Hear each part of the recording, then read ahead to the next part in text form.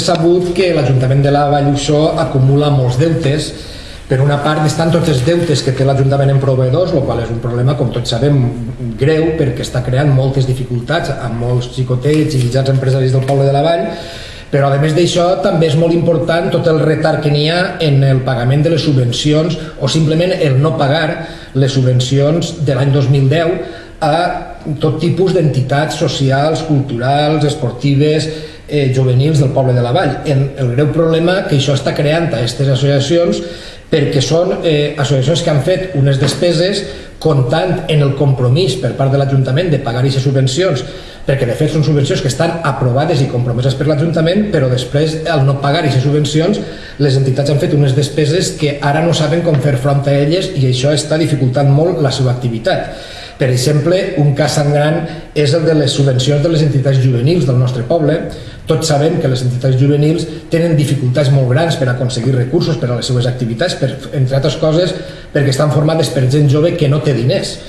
Doncs bé, les subvencions de les entitats juvenils de l'any 2010 estan per pagar, i el que és pitjor, quan han preguntat a l'equip de govern quan se pagaran aquestes subvencions, ens diuen que no ho saben quan se pagaran. Són subvencions que estan compromeses però que no se paguen ni se sap quan se pagaran. I estem parlant, com dic, de subvencions de l'any 2010 i estem ja pràcticament acabant l'any 2011.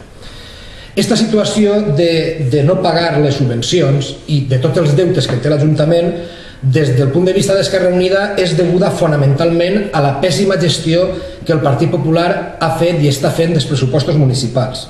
I voldríem ficar un exemple molt concret de lo que significa una pèssima gestió per part d'un equip de govern. El govern del Partit Popular té immobilitzats 546.000 euros, 546.000 euros, que hagueren resolt tots els problemes de les subvencions i molts altres problemes de deutes que té l'Ajuntament de la Vall.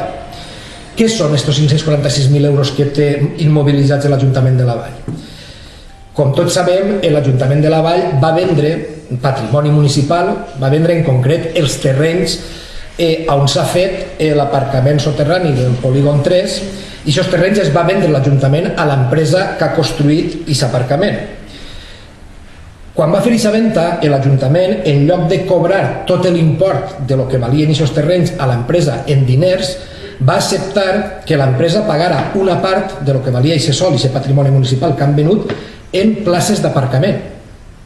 L'empresa li va pagar a l'Ajuntament 546.000 euros en 26 places d'aparcament valorades en 21.000 euros cada una, cosa que també és curiosa, n'hi ha que dir, perquè la mateixa empresa va traure a la venda aquests aparcaments a 14.000 euros cada un. En canvi, a l'Ajuntament li s'han valorat a 21.000 euros. Però bé, el cas és que són 546.000 euros que l'Ajuntament no ha ingressat en diners, sinó que ha passat a ser propietari d'unes places d'aparcament que nosaltres ja ho vam dir en el seu moment, no sabem per a què les volem aquestes places.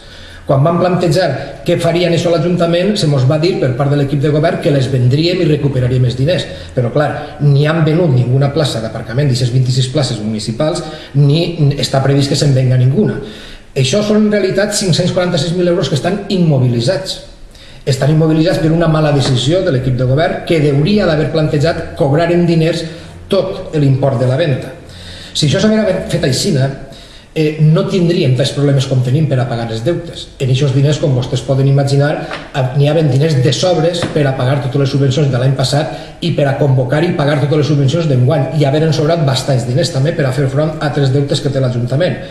Això és el resultat d'això que el senyor alcalde li agrada tant dir, que tot l'eix de baix a l'Ajuntament. Ell parla moltes vegades de projectes en cost zero per a l'Ajuntament, tot de baix.